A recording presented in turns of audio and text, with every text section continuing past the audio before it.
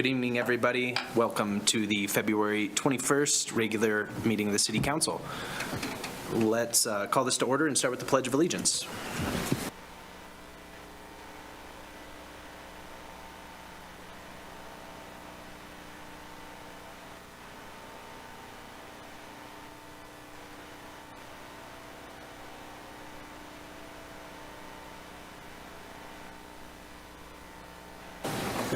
Thank you, everyone. City Clerk, you can call the roll. Gabriel. Here. Newman. Here. O'Doherty. Here. Pierce. Here. Richardson. Here. Shumway. Here. Somerville. Here. Cumby. Absent. Harrington. Here. That's 8 present and 1 absent, Your Honor. Thank you, City Clerk. We will then move to public comment on non-agenda items. If any members of the public wish to address the council on any item not on the agenda this evening, now is your shot. If you're in the room, come forward. If you're on Zoom, go ahead and just raise your hand and we'll admit you to the room.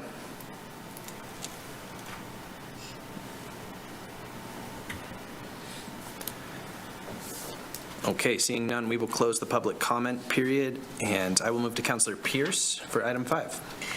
Thanks, Mayor. I move that the following change to the agenda be approved. We have one change this evening. We are taking item number 22 on the regular agenda and moving it to item 10A on the regular agenda. Second. Okay, motion by Pierce, second by O'Doherty. All those in favor say aye. Aye. All those opposed? Okay, seeing none, that motion is carried.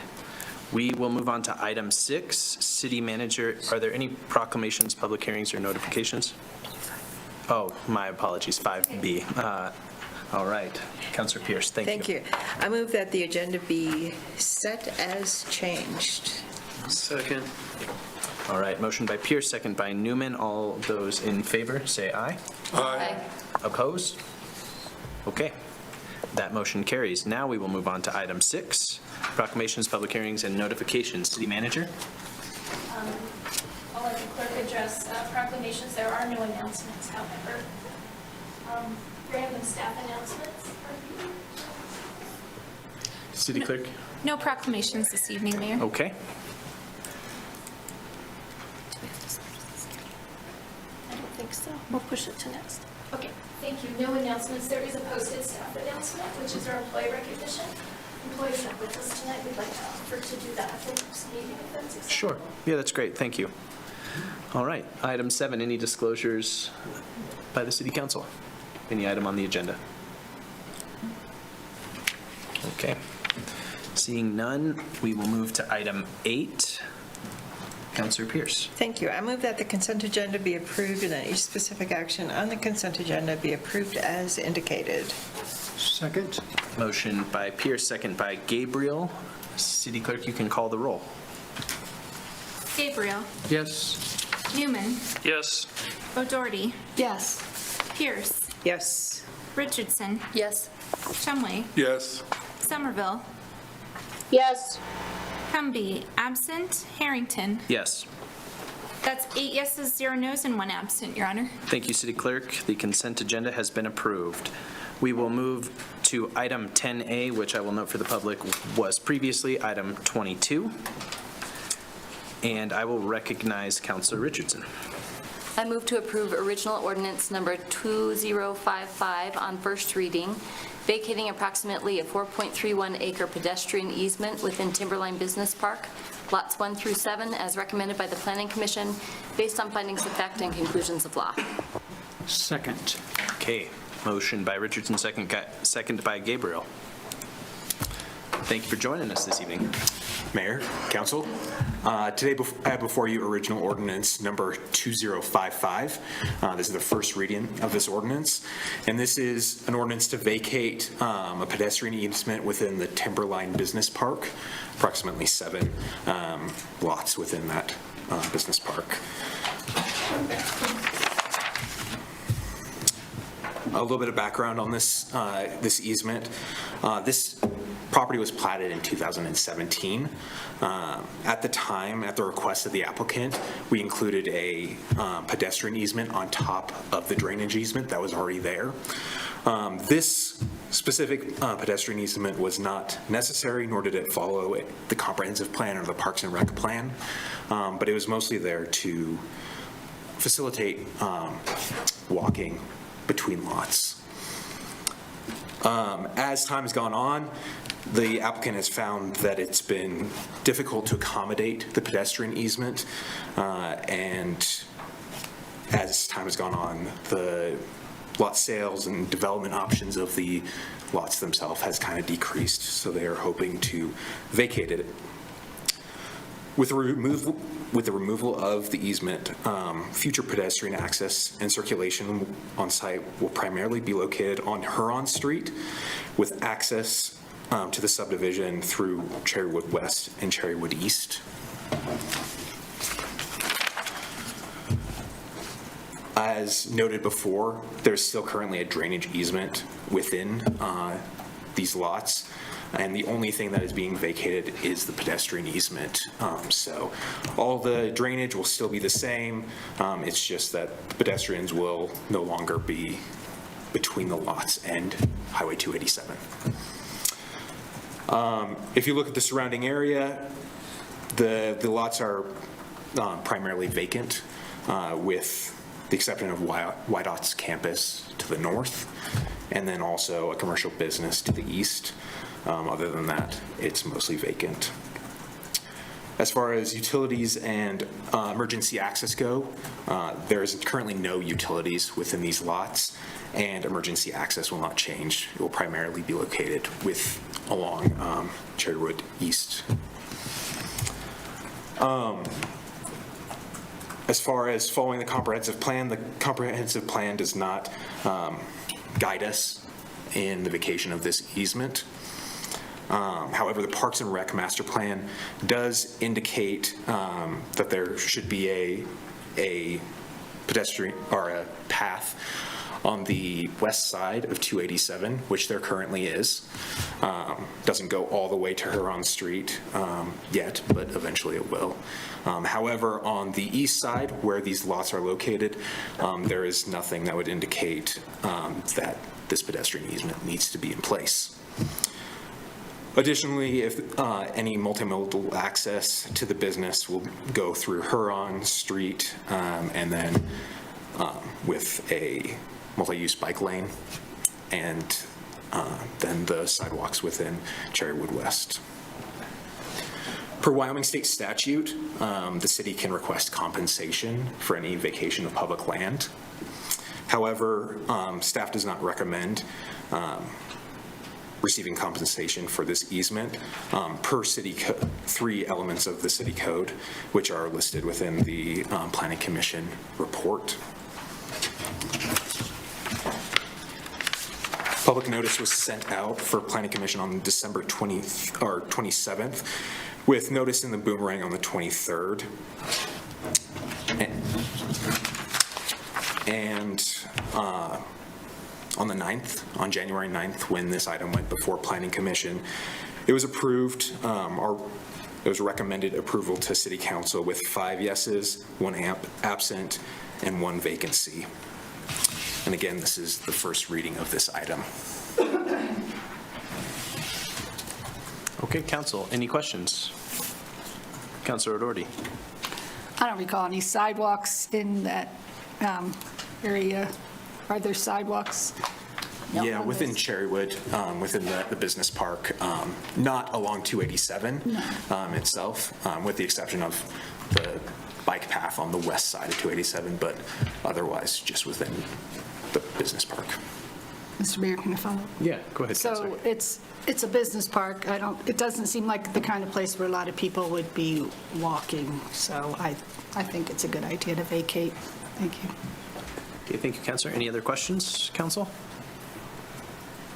Okay, seeing none, we will go to the public. Any members of the public wishing to speak to the city council on this item? If you're on Zoom, just go ahead and raise your hand.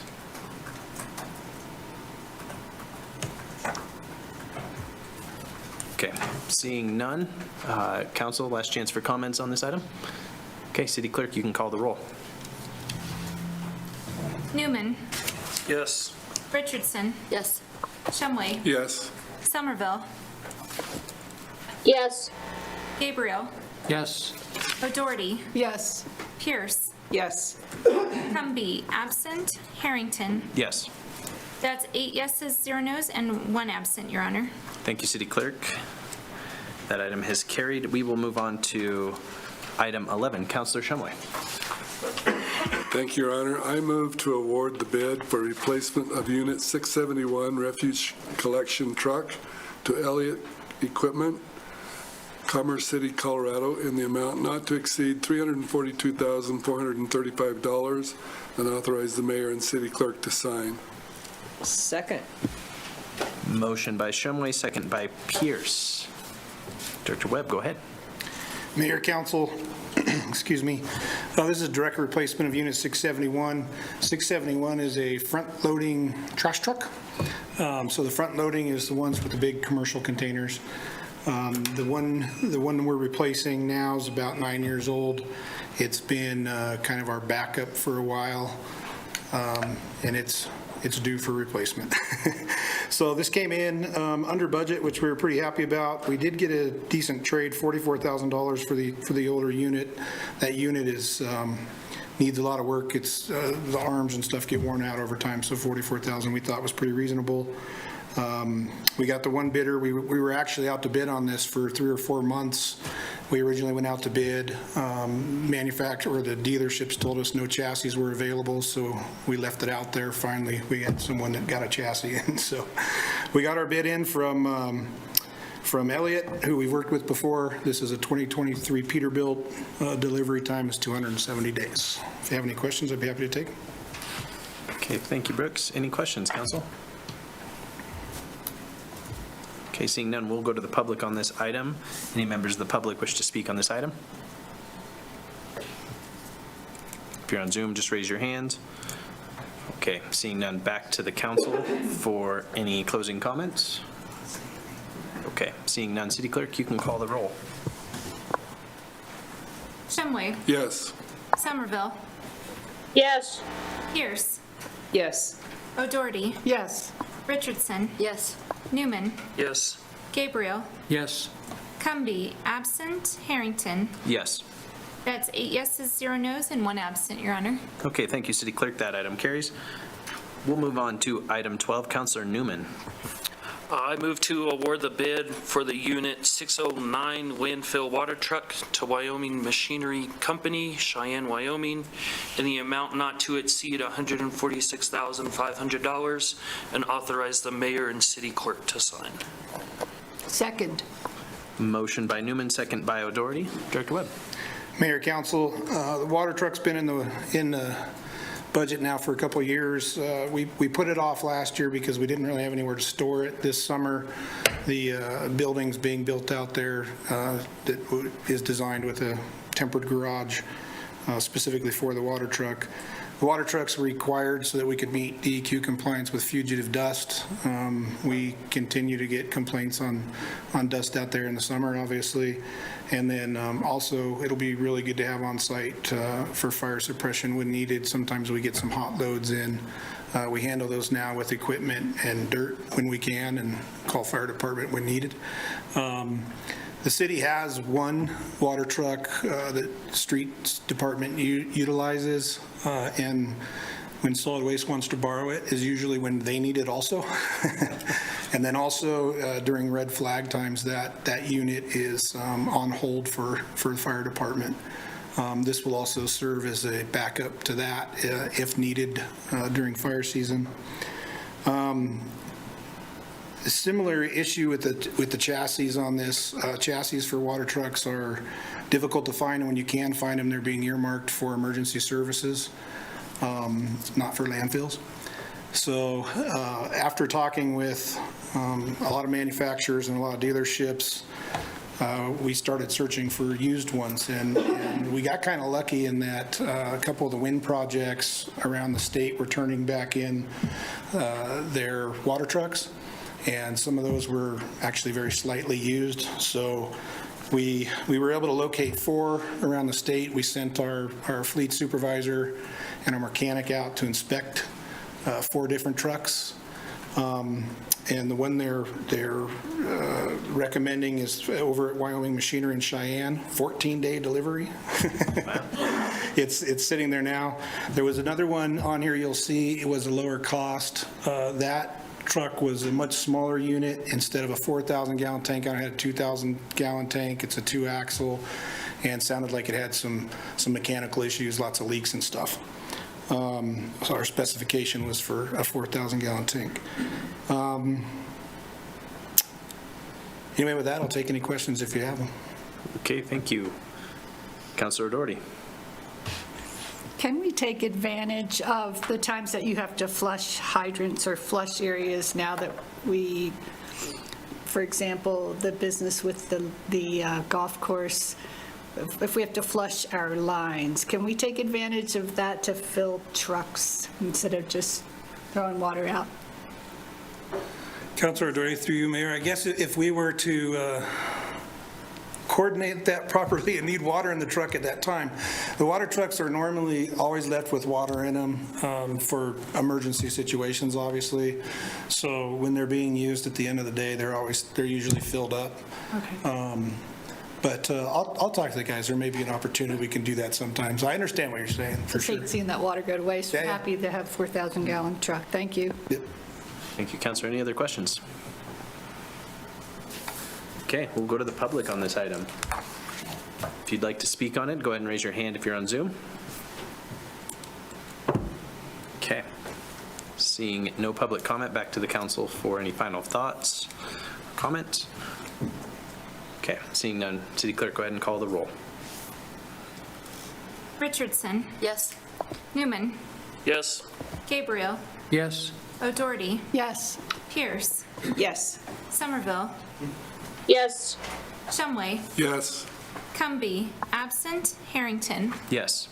That's 8 yeses, 0 nos, and 1 absent, Your Honor. Thank you, City Clerk. That item has passed. We will move on to item 13. Councilor Gabriel. Thank you, Mayor. I would move to award the contract for the purchase of a new sewer Vector truck for storm sewers to Joe Johnson Equipment, Billings, Montana, in an amount not to exceed $510,537, and authorize the mayor and clerk to sign. Second. Okay, motion by Gabriel, second by Richardson. Director Webb. Honorable Mayor, City Council, so this was placed in the budget last year to clean storm sewers. We used the Sourcewell Cooperative Purchasing Agreement for this. They're a nationwide group. They solicit RFPs for different types of equipment across the nation. They're widely used, thousands of agencies, many in Wyoming, including the state of Wyoming, uses Sourcewell for bidding different types of equipment. Basically, they bid it out. They do all the work up front, all the advertising.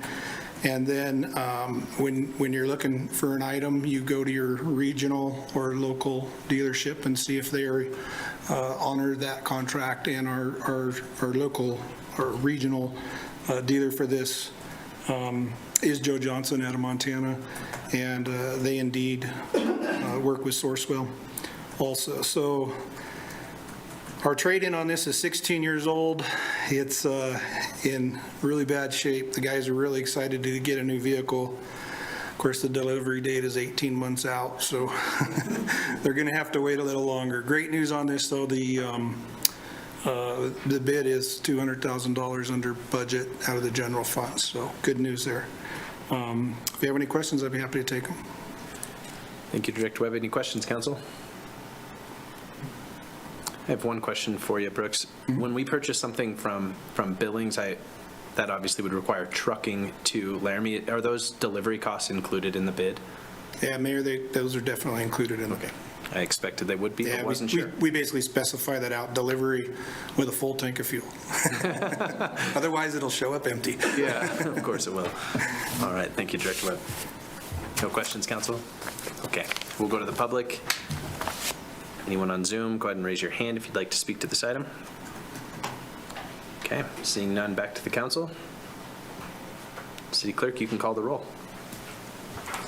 Gabriel, Yes. Newman, Yes. O'Doherty, Yes. Pierce, Yes. Richardson, Yes. Shumway, Yes. Somerville, Yes. Cumby, absent, Harrington. Yes. That's 8 yeses, 0 nos, and 1 absent, Your Honor. Thank you, City Clerk. That item passes. We will move on to item 14. Counselor Pierce. Thank you, Mayor. I move that the City Council award the bid for the Laramie Police Department perimeter fencing improvements to SWI LLC of Cheyenne, Wyoming, in the amount not to exceed $174,465, authorize $5,000 in project contingency funds, and further approve a FY 2023 budget amendment of $56,100, transferring funding from FY 2024 police outdoor improvements to the FY 2023 police outdoor improvements, and authorize the city manager to sign the bid award and the mayor and clerk to sign the construction contract. Second. Okay, motion by Pierce, second by Newman. Assistant City Manager. Honorable Mayor Todd Fieser, Assistant City Manager. Just want to let you know that next time I have an item in front of you, I'm going to try to make a longer motion for Councilor Pierce so that I can. Please do. See if we can. Please do. Get her to turn blue next time. No, the project you have before you are fencing upgrades at the Laramie Police Department. The fencing upgrades include removal, demolition, adding some security wire at the top and some vertical pivot gates. It's a big project for us because for many years we've been riding with unsecured evidence area due to lightning strike that ruined a previous security gate. So the reason that the budget amendment is important in front of you is, although we do have a 270-day delay for the delivery of the vertical pivot gates, the contract is approved in fiscal year 23, and the way I understand it is it needs to be accounted for and covered in the fiscal year 23 is why we're asking for the budget amendment. So the whole project won't extend what we had covered for 23 and 24, but it is more than we had available in 2023, and that's what we're trying to accomplish there. With that being said, we had 2 bids. We did not accept the bid alternate. The bid alternate was the inclusion of decorative fencing along Plaza Court to make it look a little less industrial, a little bit nicer, but at $75,000 about would have been the ad. We just didn't have the budget to cover that. So with that being said, I'd be happy to answer any questions. Coy Sheets with SWI is on as a participant tonight if you have any questions for the contractor. Thank you, Assistant City Manager. Council, any questions? Must have done well, Assistant City Manager. We will go to the public on this item. Anyone wishing to address the council on Zoom can just raise their hands. Okay, seeing none. Council, any comments? City Clerk, you can call the roll. Pierce, Yes. Richardson, Yes. Somerville, Yes. Shumway, Yes. O'Doherty, Yes. Newman, Yes. Gabriel, Yes. Cumby, absent, Harrington. Yes. That's 8 yeses, 0 nos, and 1 absent, Your Honor. Thank you, City Clerk. That item passes. We will move on to item 15. Councilor O'Doherty. I move to approve Resolution 2023-19, supporting the filling of a $1 million, 0 cents, grant application with the Wyoming Water Development Commission to update the Water Master Plan, authorize the mayor and city clerk to sign, and authorize a $1,000 application fee and a $3,000 reimbursement fee to accompany the application. Second. Motion by O'Doherty, second by Pierce. Director Webb. Honorable Mayor, City Council, Water Master Plan is industry standard, generally updated every 10 years. Our last one was approved in 2015, but it's normally about a 2-year process to get the master plan completed. We actually applied for ARPA funds on this a while back, and unfortunately weren't successful, so our backup plan is the grant through the Wyoming Water Development Commission. They last time we did the Water Master Plan, the Wyoming Water Development Commission also contributed to that process. The Water Master Plan to us is the Bible of water treatment and distribution. It lays out A lot of our decision-making processes through the water systems, it looks at future growth in the area, operational performance. It's 2 manuals that are 4 inches thick, but we refer to it all the time. We use that for our capital planning. And that document is also necessary for us to apply for many grants and loans, especially on a federal level. So we're requesting a grant application of $1 million. The application fee and reimbursement fee, we included that in the motion because we're working with finance to get a Friday check. The application's due to WWDC next week. So we're trying to get everything in order and get it we will be driving it over to them probably early next week to get everything in their hands. If you have any questions, I'd be happy to answer them. Council, any questions? Councilor. Oh, I was, Councilor Richardson, go ahead. okay, sorry. Just looking at this, so last time it was updated, you said it was completed in 2015. Excuse me, is this usually a 10-year, or I shouldn't say 10, well, 2013 is when it went into effect, or when you began on it. Is this typically a 10-year process, is what I'm trying to ask, sorry. Yeah, Councilor Richardson, through you, Mayor, it's absolutely 10 years is industry standard in Wyoming Water Development Commission. They don't require, but suggest. Councilor Pierce? Yeah, I don't have a question, I just have a comment. I'm just really supportive of this, and I'm happy that we're doing it. So, thanks. Thank you, Councilor. Any other questions? Brooks, does this include stormwater as well as drinking water? And Mayor, no, this is Just- strictly drinking water. The other thing I left out, I did have it on the cover sheet, is we're going to be requesting as part of the master plan to do an in-depth assessment of the water treatment plant. The plant is, as you know, very old. Sure. And we know there's some work that needs to be done out there, so we're going to be requesting to do an evaluation of the plant with this process. Okay, thank you. Any other questions, Council? Okay, we will go to the public on this item. Members of the public wish to speak on it, go ahead and raise your hand if you're on Zoom. Okay, seeing none. Council, any comments to end with? Councilor Doherty. I just want to thank Mr. Webb and all the work that he's done for this and all of these other things, doing them in a timely manner to help us get these things in time. Thank you. Thank you, Councilor. Any others? Okay, seeing none. City Clerk, you can call the roll. Somerville, Yes. Gabriel, Yes. O'Doherty, Yes. Richardson, Yes. Shumway, Yes. Pierce, Yes. Newman, Yes. Cumby, absent, Harrington. Yes. That's 8 yeses, 0 nos, and 1 absent, Your Honor. Thank you, City Clerk. That resolution passes. We'll move on to item 16. Councilor Shumway. Thank you, Your Honor. I move to approve the letter of understanding with Union Pacific Railroad Company for the purchase of real property in the amount of $799,956.80. Amend the budget as appropriate and authorize the mayor to sign. Second. Motion by Shumway, second by Richardson. Director Webb. Mayor, Council, this is probably one of the items I've been most excited about in my 4 years as Public Works Director. I was speaking with our water treatment plant supervisor a couple weeks ago, and he told me they were talking about this 40 years ago. Wow. So there's been a lot of work that's gone into this, into getting to where we're at. UPRR has come to the table and are ready to make this deal. The property that we're looking at is what we call the City Springs property. It's where our low-level and high-level reservoirs are.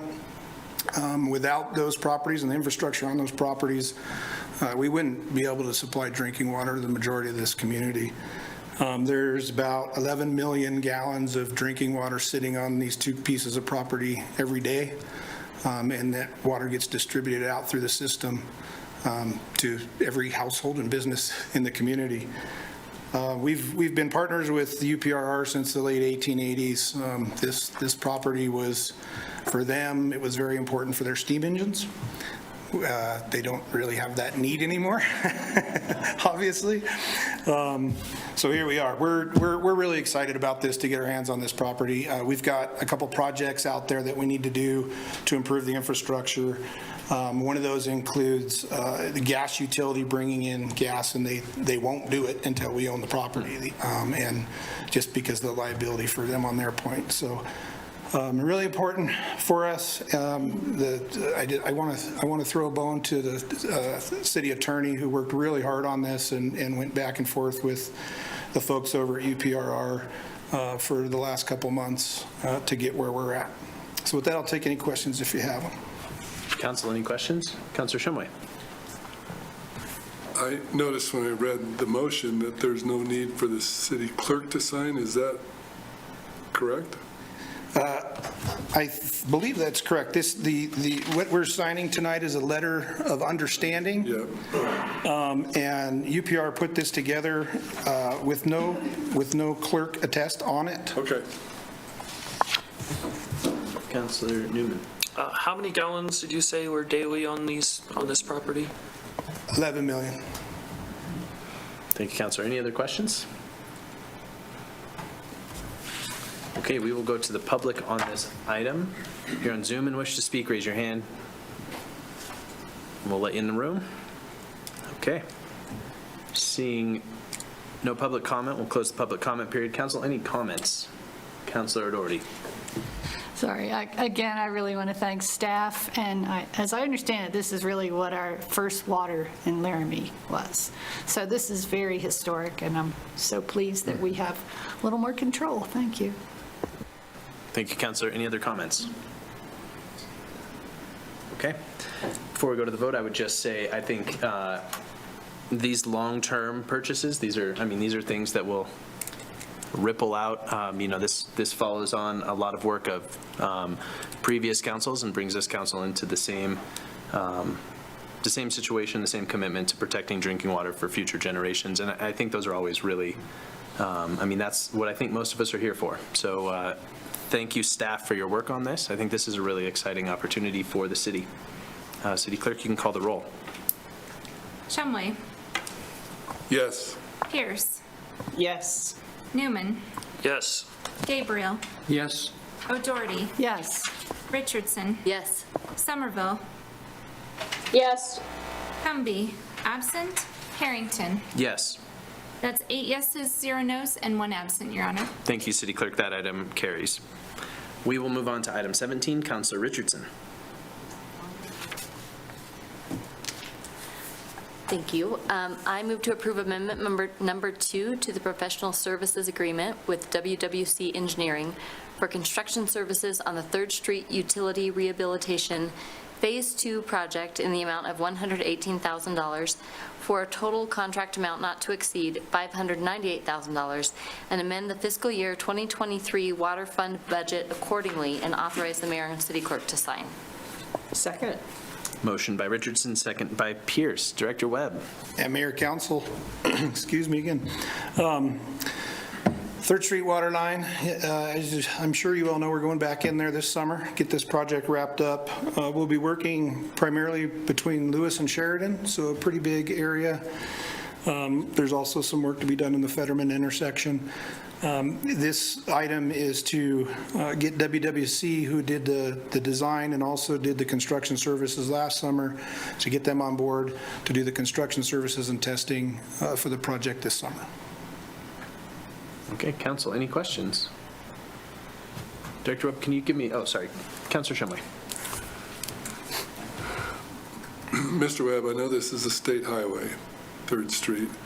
I don't know what the contribution is from the state of Wyoming for underground infrastructure. I would guess within the municipalities have dealt with that many times, and so we probably don't have much hope of getting contributions, but I don't know what they do for infrastructure and easements and such outside the city limits. Is there any history or anything that we could hope to get contributions from the state, since it's their state highway? Yeah, Councilor Shumway, through you, Mayor. Short answer is this is our system, right? And it does run down their highway. they would probably be just as happy if we'd move it outside of their highway and put it somewhere else. I will say, on the project, when we started this project, we did work with YDOT a lot, obviously, and YDOT gave us some leadway on some backfilling requirements, which saved us about $260,000 on the project. But as far as contribution, keep in mind, this is fully our system that the city operates, and we're just trying to get the work done before they come in and take care of their surface. Thank you, Councilor. Any other questions? What were the start and end points of what were the cross streets that you mentioned? Going from Lewis to Sheridan. Okay. And then then the Fetterman intersection, we're going to be doing some work in also. Okay, and we will move eventually all the way down to the southern end of town? Yeah, I think we're starting at Lewis, heading south. Okay, thank you. All right, we will go to the public on this item. Raise your hand if you'd like to speak to the council. Seeing none, we will close public comment and back to the council with any comments. City Clerk, you can call the roll. Richardson, Yes. Somerville, Yes. Shumway, Yes. O'Doherty, Yes. Pierce, Yes. Newman, Yes. Gabriel, Yes. Cumby, absent, Harrington. Yes. That's 8 yeses, 0 nos, and 1 absent, Your Honor. Thank you, City Clerk. That item passes. We'll move on to item 18. Councilor Gabriel. Thank you, Mayor. I would move to approve Resolution 2023-20, amending appropriations for the fiscal year 2023-2024 biennium budget, the City of Laramie, Wyoming, and authorize the mayor and clerk to sign. Second. Motion by Gabriel, second by Pierce. Director Wade, come on up. Thank you. Good evening, Honorable Mayor and members of the City Council. It's my pleasure to present for your consideration this evening 2 budget amendments, the first of which is for centrally budgeted accounts and the employee stipend that the council approved last November. And so what you'll notice occasionally when we bring budget amendments is that we will divide the presentation into multiple items. We do this to actually encourage transparency in the presentation. When we're doing budget amendments, we ask ourselves the question, is this too much, if you will, to chew on at one time? And if we answer yes to that question, we will split out the budget amendments, and that's what we've done this evening. And so this first budget amendment for centrally budgeted accounts, the council will recognize the stipend that you approved in an amount up to $150,000 last November, and so we're coming behind and amending for the actual cost of that stipend, which I'll talk about a little bit later.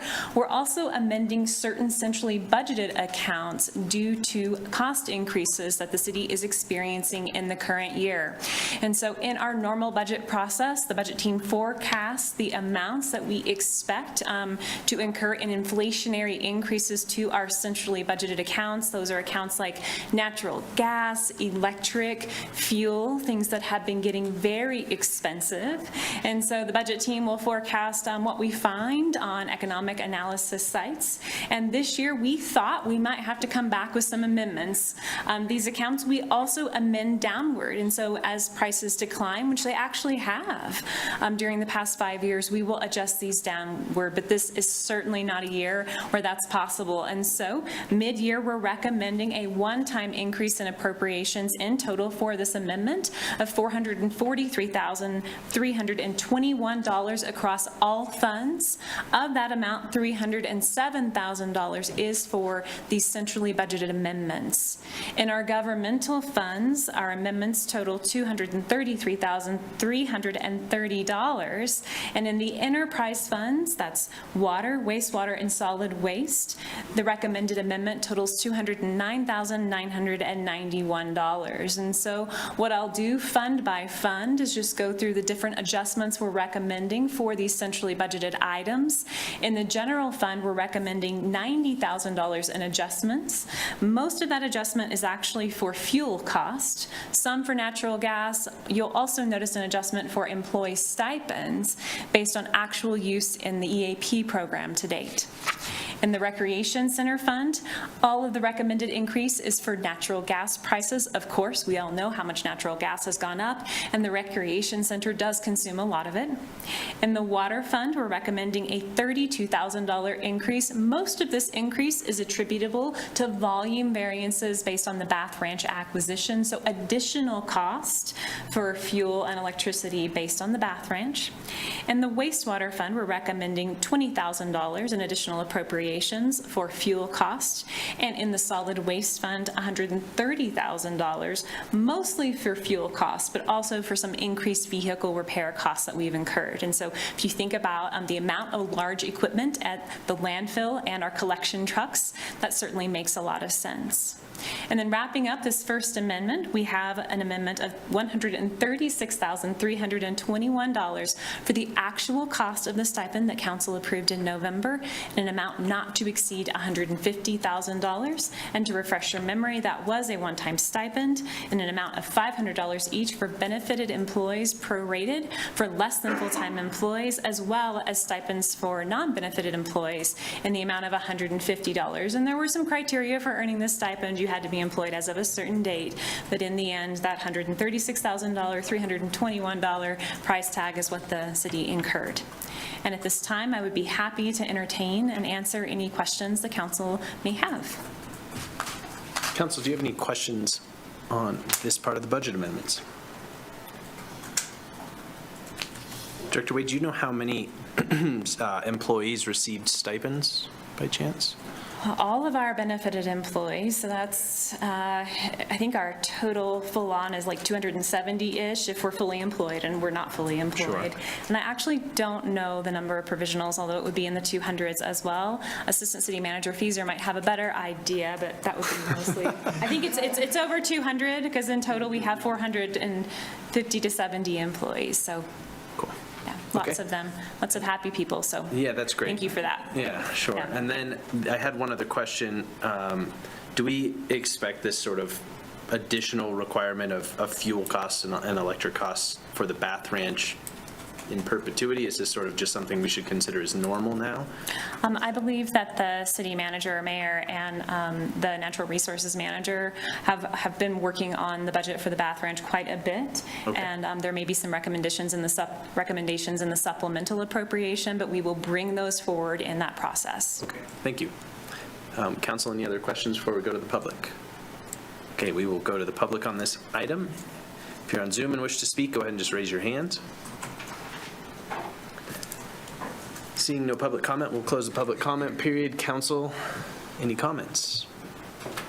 Councilor O'Doherty. I want to thank Director Wade for spoon-feeding the budget as she does so well. Thank you. Well said, Councilor. City Clerk, you can call the roll. Gabriel. Yes. Newman. Yes. O'Doherty. Yes. Pierce. Yes. Richardson. Yes. Shumway. Yes. Somerville. Yes. Cumby, absent. Harrington. Yes. That's 8 yeses, 0 nos, and 1 absent, Your Honor. Thank you, City Clerk. That item passes. We will move on to item 19. Councilor Newman.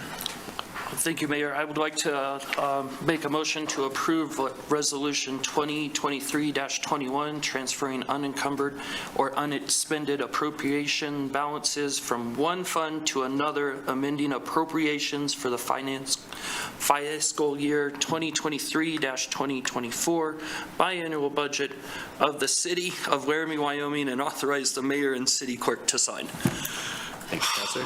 Is there a second? Okay, motion by Newman, second by Gabriel. Director Wade.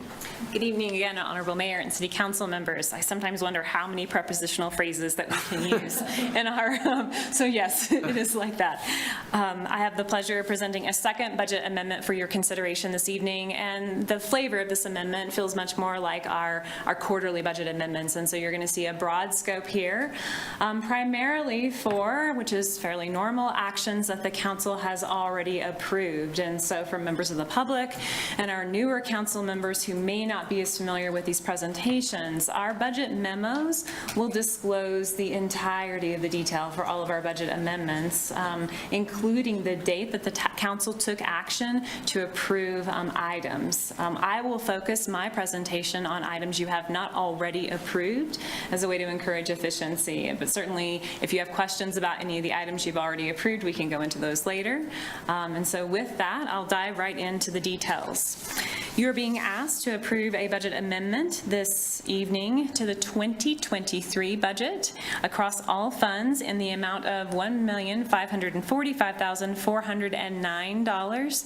Now, of this amount, you have already approved $880,190 through your actions, and $274,400 is a reappropriation of funding. And remember, with those reappropriations, what we're doing is we're taking appropriations from the prior budget year that have already been funded, and we're moving them forward so that it is not a second cash outlay, and that's why we consider it to be, in many ways, already approved. The recommended amendment to the fiscal year 2024 budget, so we have both years in this amendment, is $62,000, of which you've already approved $55,000. So new appropriations before you this evening of $390,819 in '23 and $7,000 in fiscal year 2024. It breaks down like this for the governmental funds in fiscal year 2023 in an amount of $941,573. Now, our governmental funds, that's our general fund, our E911 fund, our Parks and Rec Development Fund, and our 2018 SPT fund in this amendment. It's not all of our governmental funds, but that's what we're talking about in the scope this evening. And in fiscal year 2024, $62,000 in governmental funds for the amendment. In the enterprise funds, we're proposing an amendment of $603,836 in fiscal year 2023. And I will go into detail by fund next.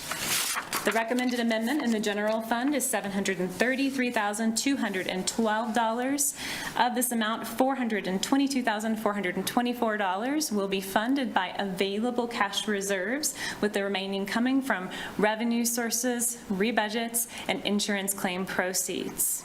In the various divisions, we see in the municipal court, staff recommending a $2,000 increase to move money in between two software projects that are interrelated, for which the contracts are interrelated, and we occasionally need to move funds in between those projects. You'll see a budget decrease in the finance division in the same amount, and so it's in and out between two general fund divisions. In the general government division, we're recommending a $150,000 decrease to transfer appropriations that we initially allocated for the Fire Pension A employer assessment during last year's budget process. Now that the assessment has been finalized, we're moving that appropriation into the correct division, which is the Fire Administration and Suppression Division, and adjusting the final amount. In Police Administration and Operations, we're recommending an additional $5,000 to replace a failed printer. In the Animal Control Division, we're recommending $22,000 for facility upgrades and shelter supplies that are funded by restricted donations that we've already received and had on deposit for quite some time, and we're very pleased to see those funds being put to use. In Fire Administration and Suppression, as I mentioned previously, we're transferring the spending authority for the Fire Pension A assessment in an amount of $141,177, so the actual assessment ended up being slightly less than the initial forecast. And in Fire Operations, we're recommending $8,700 as an increase to replace a self-contained breathing apparatus that was lost in shipping and for which we expect to receive $7,100 in insurance claim proceeds. In Public Works Administration, we're recommending $2,649 for the floor mat contract service at the Municipal Operations Center. And in Engineering, we are recommending a $3,755 decrease to move fleet vehicles between divisions in the general fund, and you're going to see several of these moves tonight. These moves are necessary because when we initially prepared the forecast for fleet vehicles and equipment, we did not have correct information on our spreadsheet and the budget team about which division these vehicles belonged in. And so with the bid awards, with details getting finalized, we're moving the existing allocation between divisions. So we're not actually changing spending authority here. We're cleaning up the back end in the accounting. In the Streets Division, we're recommending $15,000 for the decommissioning of the 4th Street fuel tank. In mosquito control, we are recommending $15,000 to reappropriate funds from the prior year due to delayed delivery on ATV transport trailers. And in planning, we're recommending a $54,295 increase to move a fleet vehicle between general fund divisions and a $3,500 increase for additional software maintenance fees for Tyler Intergov based on our final functionality elections. In Code Administration and Enforcement, we have several items totaling $103,510. The first is $150,550 for third-party plan review of the UW dorms in exchange for a portion of the plan review fees. $3,755 to move fleet vehicles between divisions. That's the partner to the entry I discussed earlier. A reduction of $54,295 to, again, move the fleet vehicle, the partner entry, to the one I previously discussed. And $3,500 in additional software maintenance costs for Tyler Intergov based on the functionality elections. And so you see the additional software fees in both the Code Administration and Enforcement Division and the Planning Division, because those two divisions share the functionality of that software. And so we don't just put it in the one division and let that division share it. We actually say, okay, who incurs this cost? Because governmental accounting is all about the functional reporting, right? And that's why you see that breakout. And that wraps up the general fund. And what I'd love to say is the general fund was large for this amendment. The rest of the fund's presentation will actually not feel that lengthy. And so thank you for letting me go through each of those details that the council had not already approved in detail, because I do think that it contributes to the transparency surrounding our budget amendment process. In the E911 fund, we're recommending a total amendment of $162,839 funded by cash reserves. The council has not already approved $145,147 of this amendment, which is for the second component of our 911 phone system replacement. And so last year, at the very end of the budgeting process, this is for our newer council members and some history, the police chief informed the city manager and the budget team that we would need a replacement of our 911 phone system, but we did not have accurate cost on hand at that time. And so he asked for permission to bring this a little bit later, particularly because it's paid through the E911 fund, and we said absolutely. And so we saw the first part of this budget amendment last October, and this would be the final piece of it. And so that's kind of the history around why this appropriation is coming outside of the budgeting process. In the Parks and Rec Development Fund, we're recommending a decrease in appropriations of $4,478 to adjust our projects to the actual ACRB mill levy grants that we received. In the 2018 SPT fund, we're recommending a $50,000 budget amendment funded entirely by ACRB grant revenue, and for which the council has already approved. In the water fund, we're recommending a $341,413 amendment. $82,013 of this amendment is funded by available cash reserves, and $259,400 is funded by re-budget reserves. And the re-budget of the North Campus water main project is actually the only amendment in the water fund that the council has not already seen. In the wastewater fund, we're recommending a $37,428 increase funded by available cash reserves. The council has already approved each of the amendments. And in the solid waste fund, we're recommending a total amendment of $224,995 funded by cash reserves. New appropriations only include a $20,000 increase for commercial collection requests that have required the city to purchase more commercial containers. containers. So that wraps up our amendments for fiscal year 2023. In 2024, we are only recommending an amendment to the general fund for $62,000. $55,000 has already been approved, $7,000 has not, and the $7,000 actually relates to the additional software maintenance fees that I previously discussed for the Planning and Code Administration Division. And so with that, my presentation would be concluded, and I would be happy to answer any questions you may have. Thank you, Director Wade. Council, any questions? Councilor Pierce. Yeah, this has nothing to do with the budget per se, but I'm just wondering if some of our newer council members might need an update on the Fireman's Pension A. Have we provided that? I don't necessarily think we need to do it tonight. Okay. But I feel like there might be some interest in, not necessarily a work session even, but just kind of understanding what all that was about. City Manager, I feel like that comment is primarily directed at you, but I'm happy to answer if you'd like me to. Feel free. And I think we can address it during budget. Okay. That's great. That'll work. Yeah, that's a good idea, too. So just as a matter, Honorable Mayor, through you, I'm happy to provide a brief summary. Sure. Please do. So Fire Pension A would have been what we would call underwater for quite some time. And the Wyoming retirement system had been petitioning to the legislature for a funding solution for many years. And actually action required a legislative solution because of how our state statutes are written. And so last year during the legislative session, the legislature was able to find a solution which included a state contribution, but also what they're calling an employer assessment, which is a mandated contribution that they are allowing us to pay for over a period of 20 years at a 0% interest rate, which actually is nice. So it's a long-term loan, so that the pension funding crisis, if you will, can be averted. And, you know, as the person who actually does our pension accounting, I can say that was quite real. There was nothing manufactured about it.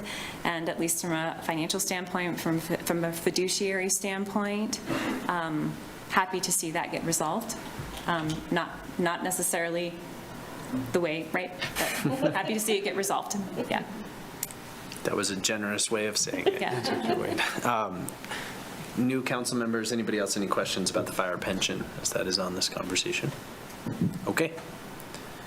So any other questions, council, before we go to the public on this? Okay.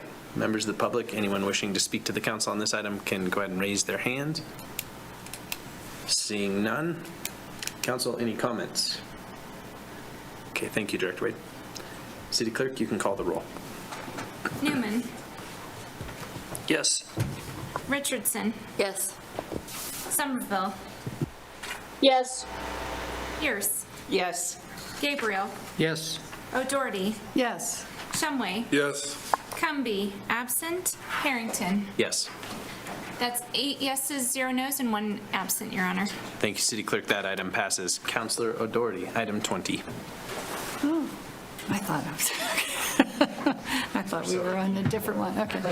I move that the Laramie City Council approve the lease agreement between the City of Laramie and Otter Space LLC for the provision of EV charging and authorize the mayor and clerk to sign. Okay, motion by O'Doherty, second by Gabriel. Assistant City Manager, go ahead. Honorable Mayor Todd Fieser, Assistant City Manager. Before we get started, Nancy, could you invite Kristen Gunther through Zoom? Mayor and Council, what you have before you tonight is a lease agreement that's really kind of open-ended at a certain point. What it is a lease agreement to allow Otter Space to come in and provide EV charging stations on the city's right-of-way. Initially, the plan is to have 4 charging stations, which is 2 locations with 2 chargers at each space. Initially, my hope is to land one of those charging stations in downtown, and then another one in an area where we have probably a little bit of more retail or some commerce that we can. We were connected with Otter Space LLC through our work with Creative Energies, which has done our 4 solar arrays throughout the community that we have on city buildings. Otter Space is a new upstart that's based out of Jackson, and they're Their work consists of providing EV charging stations across Wyoming, helping them meet the goals of the NEVI plan and providing Wyoming as a place for EV charging for an up-and-coming market. I'm excited about this. The spaces are yet to be determined. Basically, Otter Space would be responsible for everything related to the EV charging, including the electric bill, and the city would just be responsible for leasing the space.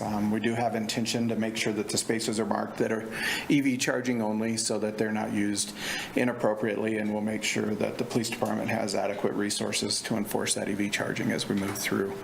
The lease is expandable to 25 spaces depending on the need as it grows over the next 10 years. And this is actually the impetus, hopefully, for me to get to our first DC fast charging station on Snowy Range Road, which could potentially be done in conjunction with Otter Space again through a similar agreement that you would see at a later date. With that being said, I'd introduce Kristen Gunther. She's with Otter Space. Kristen, do you have anything you want to add? Absolutely.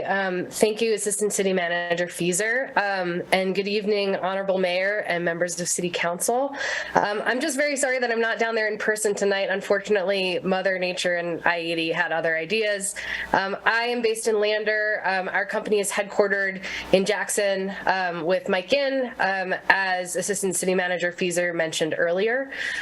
Just to give you a little bit more background on Otter Space, and I'll just offer a couple of comments.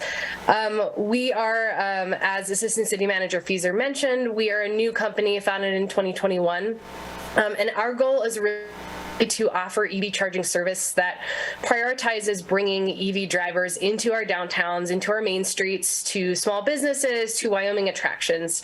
What we don't want to see is EV infrastructure stood up in such a way that folks, come and they plug in and they're, off a road somewhere and they're not really engaging in the community. So we've been really excited about this conversation with the City of Laramie and would love the opportunity to work in partnership to really think about bringing the service into Laramie and ensuring that EV drivers can come and patronize all of the amazing amenities and restaurants and other businesses in downtown Laramie and other spots. We are working with multiple other public entities throughout Wyoming. Two that I'd name right now for projects that are going forward fairly soon are with the town of Pinedale at a lot in Pinedale for a charging station, as well as with Fremont County Museums here in Fremont County. Our first project with one of the Fremont County Museums will go forward in Lander this summer, and then we are working on Du Bois and just starting to look at Riverton as well. So we're excited when we can partner with local governments in order to put projects together that really are a win-win and help enable EV traffic to reach Wyoming's downtowns. With all of that, I'd be happy to sit for any questions that you have. I'd be happy to discuss anything in the contract that you'd like to, but I'd just say overall we're very excited to start this conversation with Laramie and start looking at sites to put together some charging. So thank you so much.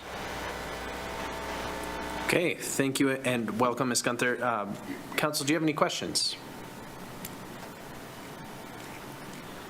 Okay, seeing none, we will go to the public if there's any public comment on this item. And I see no attendees in our Zoom call. So back to the council. Councilor Gabriel. Thanks, Mayor. I was just wondering, Ms. Gunther, about a situation with Tesla and the regular, the other charging capabilities for the other vehicles. How would that work? Mr. Mayor and Councilor, are you asking about Tesla compatibility with our chargers, or the kind of the news that Tesla's turning some of their stations public facing? I can speak to either of those things, but I just want to make sure I answer your question. Yes, I think you can cover all of that. Okay, great, sure. Yeah, so a couple of things. So one, Tesla did just announce that they are turning, I think they said 3,500 of their supercharger sites to where they will be able to be public facing, which overall is really good news for EV traffic in general. So places that have Tesla superchargers will, eventually at least 3,500 of them will convert over to be accessible to the public. And so I don't think that implicates this project too much, since level 2 charging is sort of a different design. I will say the other piece with Tesla is that Teslas obviously have their own proprietary charging system that's driving a lot of that conversation. However, we are working, so cars that use the other kind of standard plug, all other manufacturers are really going towards CCS1. So all of our fast charging stations, for example, use the CCS plug. We are going to use the standard level 2 charging plug that everybody is used to using. Tesla drivers tend to carry adapters. We are working on our fast charging sites to provide adapters on site for the fast charging plugs. For level 2s in general, it's the standard plug that folks carry adapters for. If that's a concern, I can follow up on that as well. But yeah, Teslas are still using their own kind of proprietary plug, but just starting to convert some of their other stations to be able to be accessible to the public. Very good. Thank you. I appreciate that. Thank you, Councilor Gabriel. Councilor Doherty, did you have a question? You can go ahead with a comment if you'd like. We're in comments. We can just... Okay, my comment is that I learned at the WAM meeting last year that WYDOT will not be involved in putting up charging stations, even though it's a really important part of our national infrastructure. And so I'm glad to see people in the private sector stepping up. I also want to mention that when it was proposed in the legislature that Wyoming would ban manufacture of electric vehicles, people heard that as you can't take your electric vehicle. I was in Georgia, and people heard that as you can't take your electric vehicle in Wyoming. And I was like, no, it was just to say we can't manufacture, which we really don't. There might be some, but, and it didn't pass, but it was a grandstanding attempt, but I'm afraid that it had a negative impact on our state for tourism. So it's good for people to know that we will have charging stations in Wyoming. Thank you, and thank you, Outer Space. Thank you, Councilor. Councilor Newman? My question's for Todd. Todd, how do we come up with the $100 per year for this lease agreement? Honorable Mayor, through you, we mimicked that to follow some of their other agreements with the other agencies that they have. My intent is to really minimize the impact to the city. So by not having any maintenance or electrical charges or any piece of maintaining these EV charging, including setting up charging systems where we recoup the funds and do all the pieces, to have a company that does that, in my mind, the benefit of gaining electric vehicle charging without having any expense to the city made me realize that maybe the $100 per year wasn't too far off base for what we're trying to do. Yeah, sure, Councilor Newman. My follow-up will be for Ms. Gunther, if that's okay. Sure. Ms. Gunther, do you have a projected net profit or gross profit that you guys would make off of these chargers? Counselor, we do. I would say the numbers that we usually look at are for the more cost-intensive fast charging sites. For the level 2s, we're expecting it to be pretty variable depending on where they're set up. So I can't, without identifying specifics of the project, it would be hard to give you an estimate of when we'd expect a site to become profitable. I can speak to the costs a little bit if that will be helpful. In general, the reason we put together these longer-term agreements with low lease payments is sort of speaking to what City Manager Fieser said.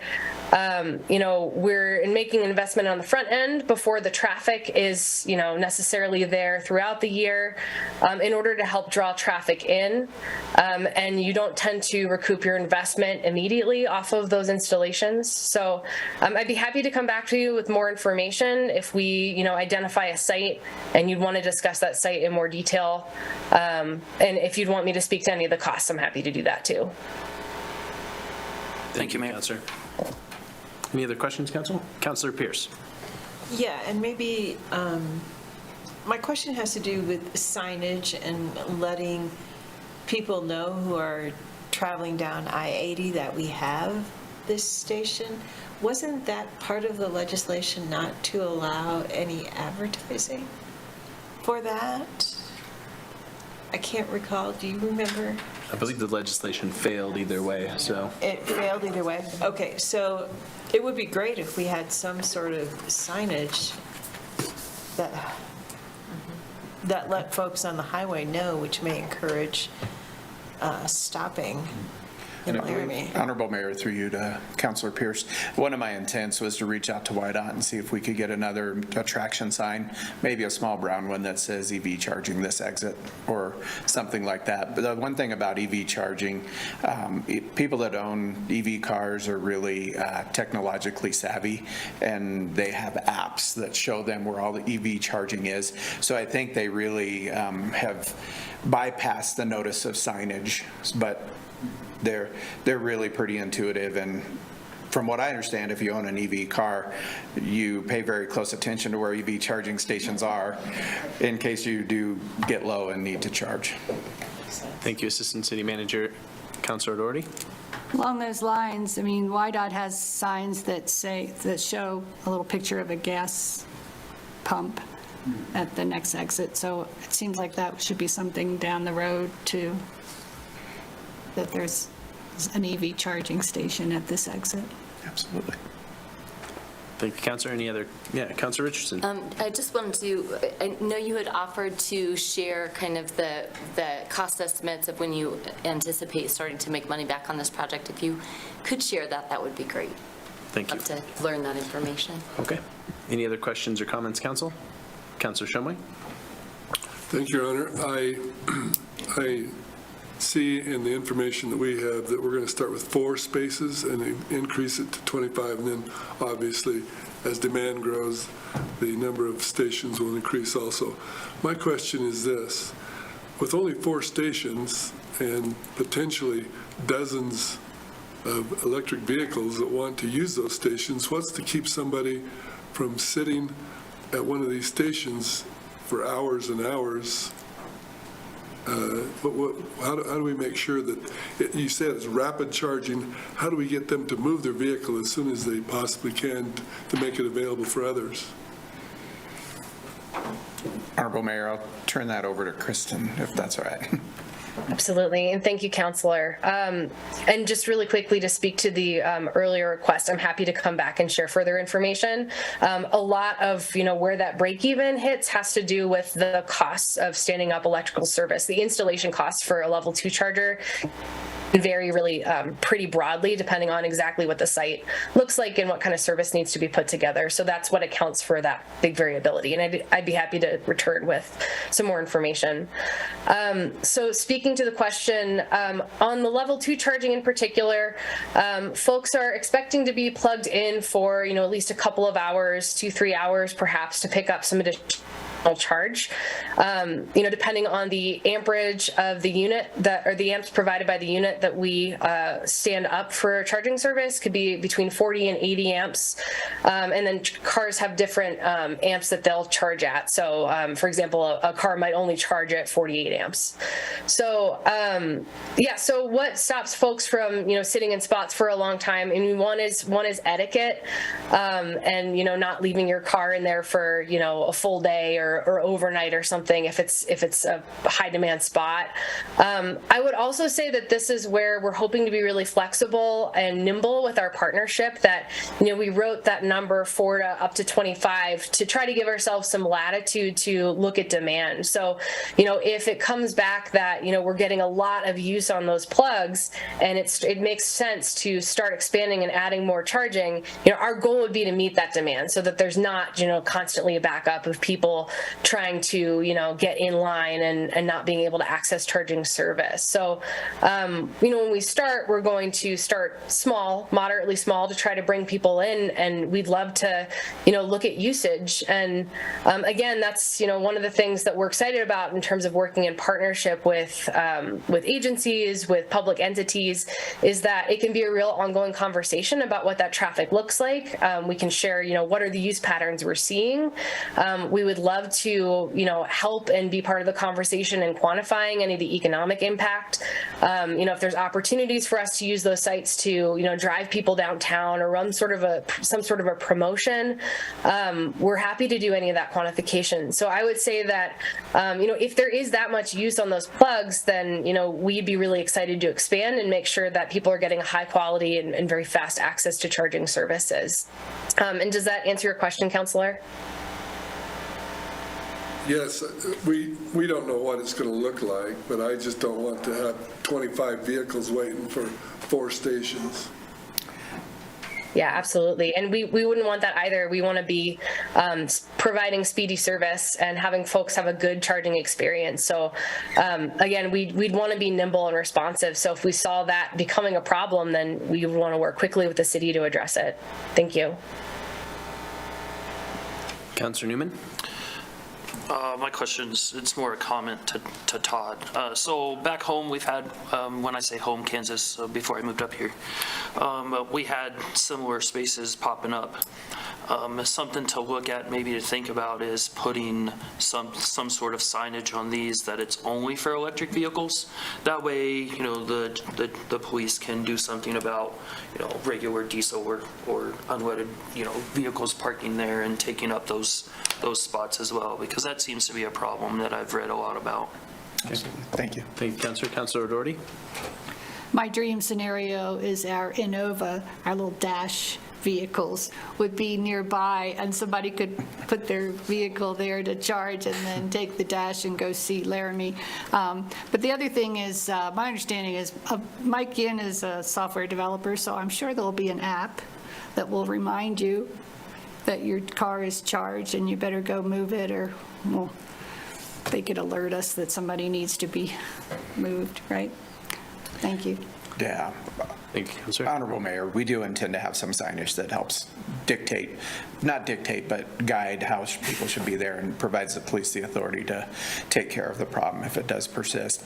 But as far as the expansion that we've planned for, although we've listed 25, in my mind, what I'm hoping that we see happen after we stand up a couple of electric stations is that some of the retail private property owners stand up some EV charging in theirs, maybe at the Safeway or maybe at Walmart or maybe at Ridley's or in Murdoch's, where those retail centers, maybe at the UW Plaza, I think that's what's called, to where they would encourage people to come in and charge their electric vehicles for those 2 or 3 hours and spend some money in this community. So although I could see it expanding as such, like potentially landing another public station at Optimus Park, because I think that's one of our recreational amenities where somebody could use the trail for a couple hours or find some gain out of it, or at the rec center.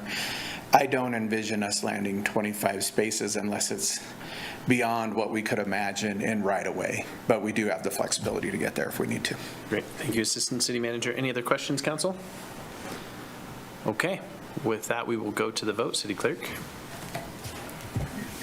Gabriel. Yes. Newman. Yes. O'Doherty. Yes. Pierce. Yes. Richardson. Yes. Shumway. Yes. Somerville. Yes. Humby, absent. Harrington. Yes. That's 8 yeses, 0 nos, and 1 absent, Your Honor.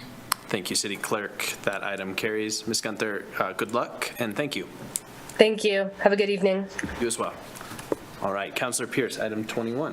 Thank you. I move to approve Resolution 2023-22, adopting policy goals and objectives for the City of Laramie for 2023, and authorize the mayor and city clerk to sign.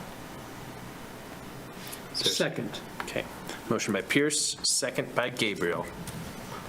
City Manager, thank you. Mayor and Council, I wasn't sure if you'd want an overview, but just to kind of recap what's occurred over the last few weeks, the City Council did receive a report on kind of the state of the city and progress that was made on goals that you set for calendar year 2022.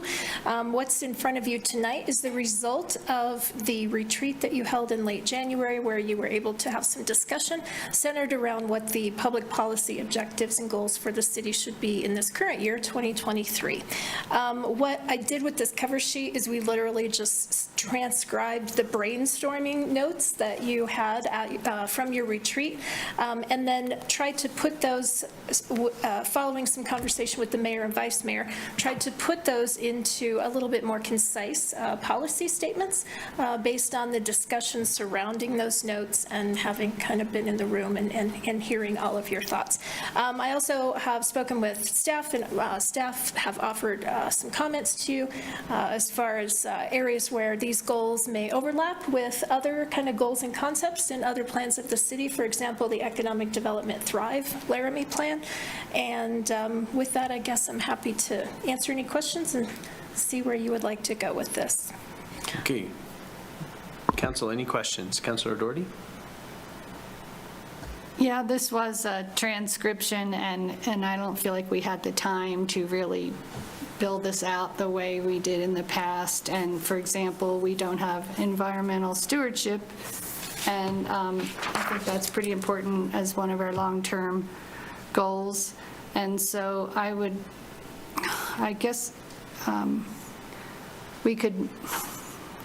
like to have include a discussion with council, so I guess I need a motion to postpone this until we can have a work session, and I would suggest February 28th, and really hoping that it's not the staff having to do the work, but the council doing the work to say, here is our, our built-out goals. I would second that motion. Okay. So, council. Yeah, city clerk. Thank you, Mayor. Just to clarify, so the work session would be on the 28th of February, and the item would likely be brought back on March 7th. Yes, please. Second agrees there. I agree, yeah. Thank you, city clerk. Council, any discussion on the postponement? Go ahead, Councilor Doherty, and then to you, Councilor Newman. And I was hoping a subcommittee of council I'm not very good at doing those kinds of goal things, like I'm an in-the-weeds person, and this is kind of like an in-the-weeds document. Some of you that are better at that, encapsulating what the overall goal is, maybe with the help of our city manager who's good at that. But maybe it could just be a subcommittee that says, here, I think this is what we were going for, to present to the group, so that we're not group editing in a lot of detail. Thanks. I would be on that Counselor? subcommittee, but I don't think I'm good at it. Councilor Newman, and then to you, Councilor Sherman. So what you're saying is we need some golds to kind of help us with this, right? So I just wanted to, I thought there would be more discussion at the retreat as well. So that's why I seconded your motion to put this off, so we could have some more discussion on it, right? We just did some brainstorming, put our little dots up there, and now we have a document. I feel like there should be a little more discussion. All right. Councilor Shumway, then Councilor Somerville. Thank you, Your Honor. I don't have before me what we have on that work session. I think it's the pavement index. It is. That's correct. That's the only item we have. Correct. So we could very easily cover both. I didn't want to have that meeting crammed and not be able to get to this and not give it the time necessary again. Sure. Let me ask the city manager if that is the case. It's one item, but I think it's pretty intensive. Yeah, I would say your pavement condition index report is going to be very heavy content and probably will take a little while, because we did change our consultant and the methodology for gathering that data this year. So there'll be some explanation that will need to come with it that you haven't necessarily needed in years past. I think you could do both of these topics in one night, but it'll be a heavy night, and I think when we get into the goal statements, we'll need to be very focused and kind of really focused if we think we can get through it in that one night. It may take two if we're kind of all over the place. I suspect and Brooks is gone, I think your PCI report is going to be at least an hour and a half. With discussion then, Council. So keep that in mind. While we give you a second to mull that over, Councilor Doherty, I'm going to go to Councilor Somerville and then to you, Councilor Pierce. Thanks, Mayor. I do appreciate this motion. I myself have a few thoughts on maybe some additions or clarifications on the goal sheet. And Mayor, I might recommend that council members maybe send you and the Vice Mayor their thoughts to kind of pull those together prior to the work session and see where everybody is at. But I appreciate the motion. Okay, thank you, Councilor Somerville. I think I won't speak for the Vice Mayor, but I'm certainly okay with that. Councilor Pierce? Yeah, I'm wondering if we need to have a second work session scheduled just in case. I don't know procedurally if we could schedule something for the following Wednesday, so it's March 8th. So it's, I was thinking March 1st, unless it's a leap year, but March 1st, what do you think? Do we need to add a work session for that Wednesday, just in case? Or, because otherwise it becomes a emergency meeting, right, or something? We can do that. City Clerk? Mayor, special meetings, which could be called for work session, just need, state statute says 8 hours notice. We try to give the public as much notice as possible for those, but. Okay, thank you, City Clerk. Any other? Yeah, go ahead, Councilor Richardson. I just wanted to thank you and Councilor Cumby and Janine for working on this document. I think it is really well laid out, but I would also be in favor of just kind of running through that third column and, you know, is there, as a group, discussing that to say like, okay, this looks good, or are we missing a little bit of something here? I don't want to rehash too much because I think it's a strong document. However, if there are things that we see are missing, and maybe the suggestion of emailing those thoughts to you and Vice Mayor initially can help kind of hurt us a little bit from getting too far off the rails. But I also want to mention that, you know, I think having this in front of the public a little longer wouldn't hurt either, as there were some comments about that. Thank you, Councilor Richardson. Councilor Newman? If we had to call the special meeting on the 1st, when would that push that out to this going on the agenda? Councilor, still likely the 7th. Still the 7th? Okay. So that gives us time. I mean, I think that makes it kind of a quick turnaround, but I don't think we want to be pushing it towards the 4th month of the year before we've decided what we're going to work on. Councilor O'Doherty? So I'd like to change my amendment to ask for a work session on March 1st for council to discuss our goals and flush out this document with the hope that we could get it on the agenda on March 8th. March 7th. Okay. And so sorry, Councilor Gabriel, do you have a question? I'd still second that. Okay. Yeah. Thanks. So we're clear. Thank you. Just a clarification. Go ahead, Councilor. So would we also have the work session on the 28th or just on the 1st?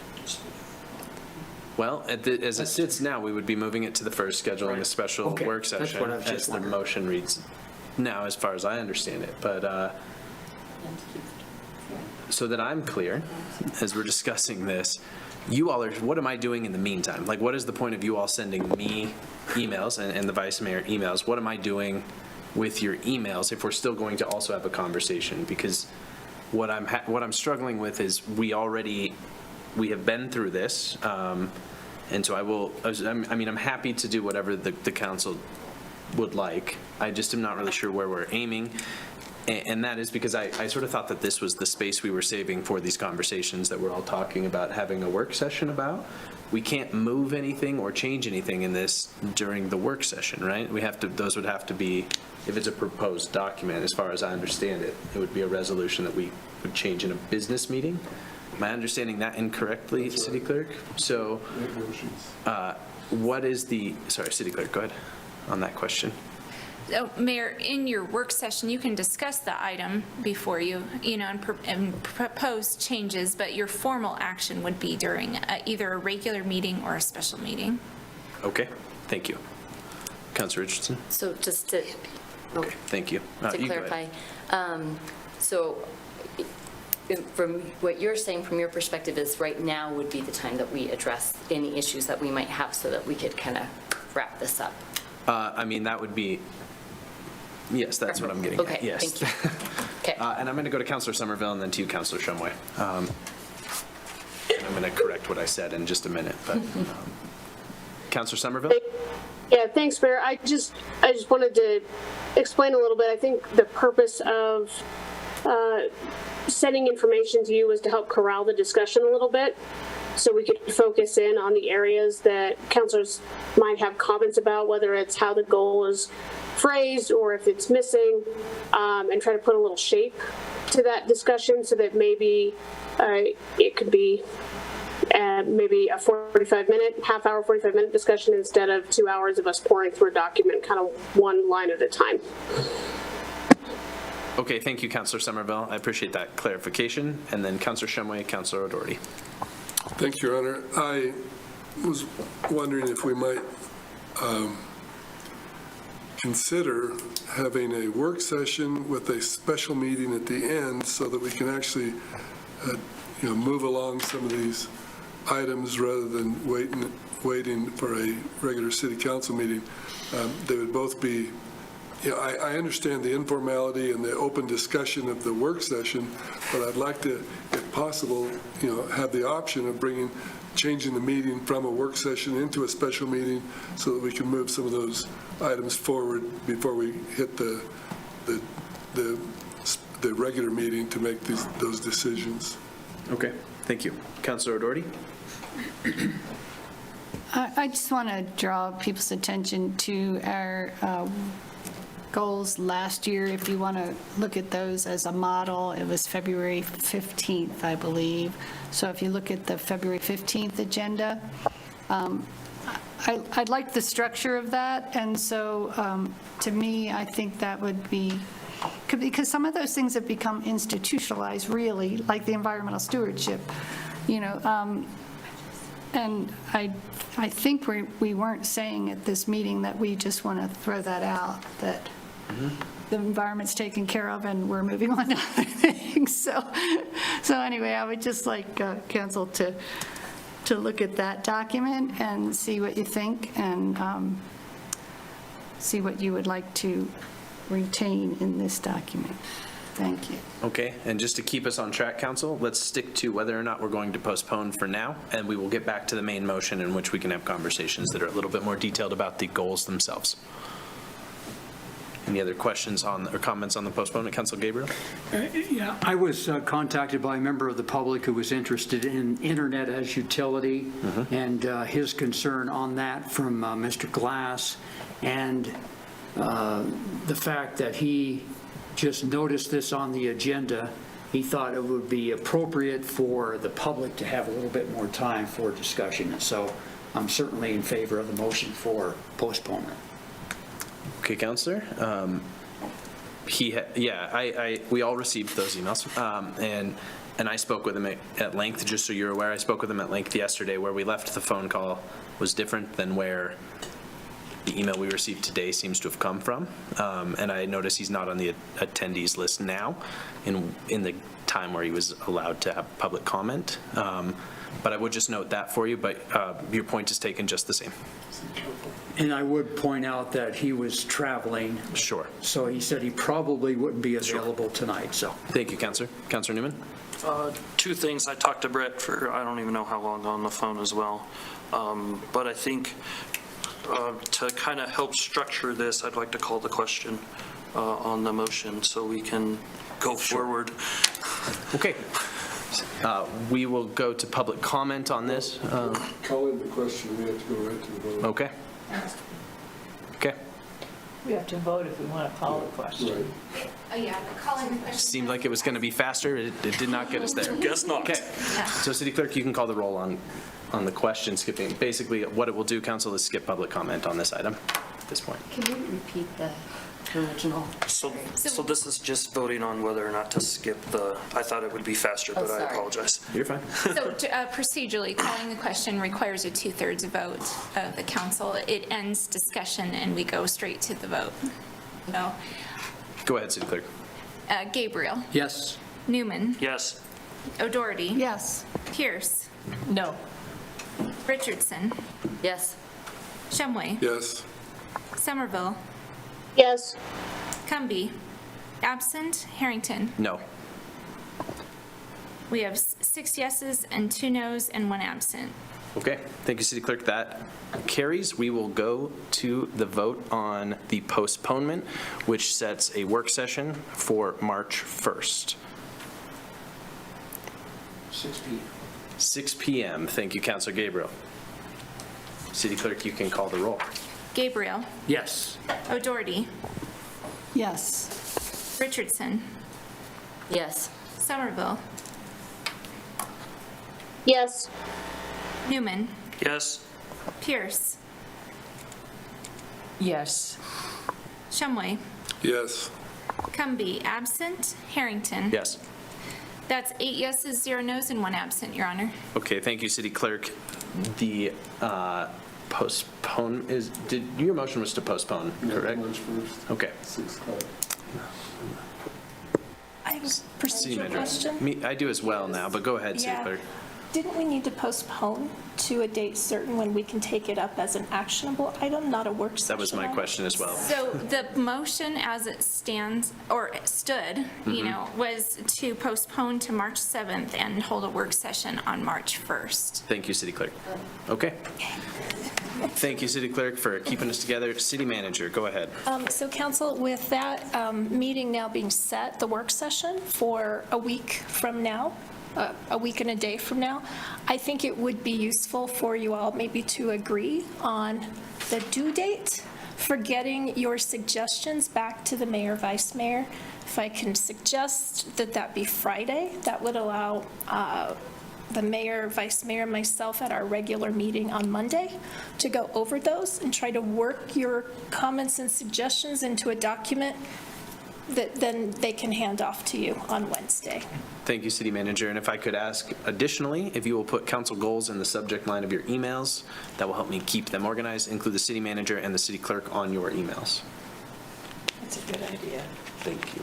My inbox is a mess. So this should help. At least I can search it. Okay, thank you, Council. Friday it is. Friday by the end of the day, please. Instead of a PDF, I just tried converting to a Word document. Can we have it? I'll just send you all the Word document if that'd Yeah. be useful. Thank you. Thank you, City Manager. Okay. We are, What was I supposed to put in the subject? council goals. That's what I thought. Thank you. All right. We are on to item 23, which is public comment. Any members of the public wish to speak on any item before the council or not? You have 3 minutes. Raise your hand if you're on Zoom or come forward. Seeing none, we will close the public comment period. Item 24, council, any consideration for future work session topics? Okay. Thank you, everybody. We will move to item 25. Councilor Pierce. Thank you, Mayor. I move that we adjourn to executive session regarding litigation, Wyoming statute 16-4-405, lowercase a, Roman numeral 3. Second. Okay, motion by Pierce, second by Newman. City Clerk, before we go to the vote, how long do we need to, Councilor Somerville will need to Zoom in? How long do we need for a break? Mayor, I just need to bring my laptop with us down to the jury room. Okay, and thank you. We should be good. Okay, so let's take 5 minutes, council. I'm going to call it 4 minutes because that puts us at 8:10 downstairs. All in favor? Okay, any opposed? Say no. Okay, council, we are adjourned to executive session.